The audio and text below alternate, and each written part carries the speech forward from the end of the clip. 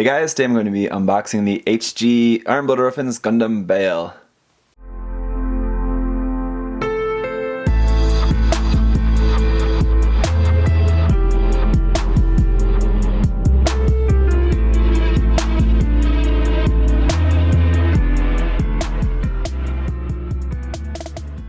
Well, here we have the ultimate chief of the Galahorn mobile suits, and it's pretty cool looking. I've seen a lot of people actually mention that they aren't really too into it because of how plain it looks actually compared to a lot of the other Gundams or a lot of the other mobile suits that have been much more interesting. This one, but I don't know, I like it. I think it's it's definitely a little bit more toned down in terms of like the crazy design features, but it's got some cool aspects going on. It's simple. It definitely does give a very Grimgird vibe just because it's a very kind of thin mobile suit and it has the two swords, of course. So if you just paint this red, it would definitely have a lot of similar aspects, I guess, to the Grimgird. Of course, just the design is quite different, but anyway, you guys get what I mean. And they're both piloted by McGillis, so obviously. And here in the background, we can see there's some grazes there, and the Helma Draencar is there, and they're just flying, fighting in space. Sexual deviant Makogirisu there. And let's take it around to the side. This is number 36 in the line. On the bottom of the box, we just got painted images. One thing that I don't like about this kit is those huge shoes. Oh, I don't know what the deal is with Iron Blooded Orphans. On the Gundam Barbatos Lupus Rex, I didn't really like the huge feet. When it was posed, they didn't look too bad. Hopefully that'll be the case with this kit as well. Just when it's just standing there like that, those feet just look ridiculously huge. I'm just not into it at all. Maybe that'll be better on the 1/100 scale as well. The 1/100 scale should be out pretty soon. I'll of course review that for you guys when that comes out. But yeah, in terms of weapons, it's got the two swords there, very similar to the Grimgird. It does share that same kind of marking, very similar to the Barbatos, there on the front of the crotch and on the shoulders. So that's kind of interesting. It says it has the two Bael swords, which can be holstered. They're like in the kind of back skirt kind of area there, and then it flies with these wings. It says the thruster wings on the back open. Going around to the other side, and it just got some advertisements here, different custom parts that you can do, giving some custom parts to the Kimaris Vidar, and giving the large railgun to the Bael. 1,400 yen for the price for this one. Yeah, okay. I'll go with that. Maybe 1,200 yen, but okay. We got a big multicolored runner there. Some kind of molded gold there for the sword blades. And then we've got a Gundam frame, and then a whole bunch of white parts. So, I really think this maybe should have been 1,200 yen, but I don't know. Okay. So here we have the box art there once again. One thing that I also don't really care for with this design is this marking on the shoulder. It's kind of silly looking if you ask me.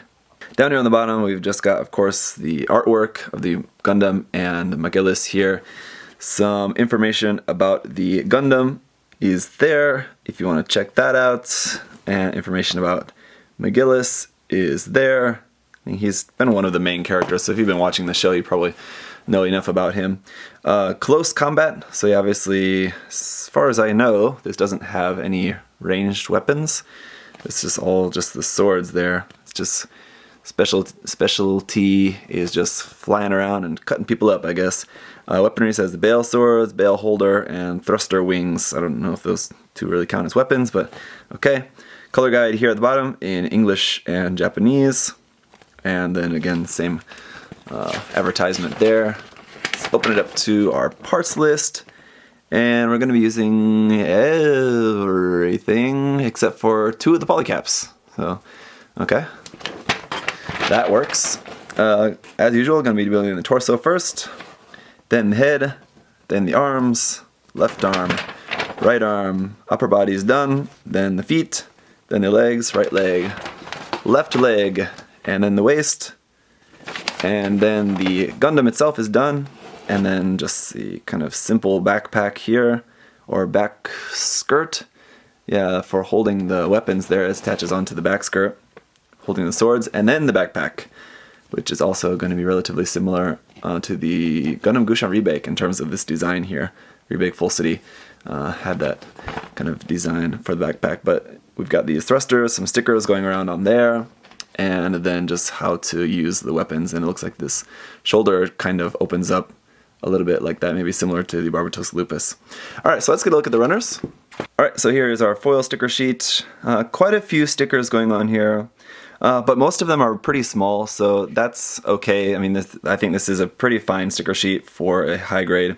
It doesn't have any like the really super big color apps, so it's all pretty fine. I think like the biggest one is just maybe these blue ones here. These large pinker ones, I think those go like under the shoulder part. I think you'll see that in a minute on the D runner, I believe that is. It has all the white parts.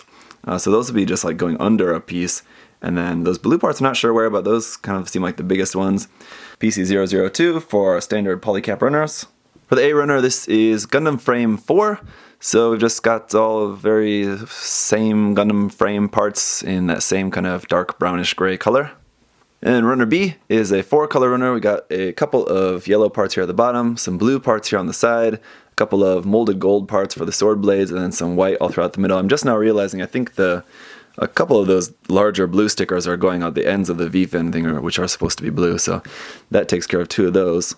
Okay, and it was the C runner that was the all-white one. Here's runner C, just all white parts, here armor for all over the Gundam, and here, this part, number 4, you can see is where that like kind of interesting symbol is, and you can see that's actually just a cutout detail in there. So you'll be sticking the pink sticker, I guess, underneath there, so that will look pink. And then finally runner D, same color as the inner frame runner, runner A. This is just some more kind of frame parts, the sword handles and parts for the backpack in here, and like the back skirt, the sword holsters and all of that. So that's it.